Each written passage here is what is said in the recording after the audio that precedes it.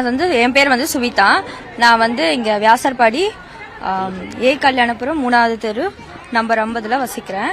So எனக்கு வந்து என்னன்னா, நான் இன்ஜினியரிங் படிக்கிறேன், BE electronics and communication engineering வந்து படிச்சுட்டு இருக்கேன். எனக்கு வந்து லேப்டாப் வந்து ரொம்ப முக்கியமா இருந்துச்சு. அதனால நான் வந்து இது மாதிரி எம்எல்ஏ சார் கிட்ட வந்து மனு கொடுத்தேன்.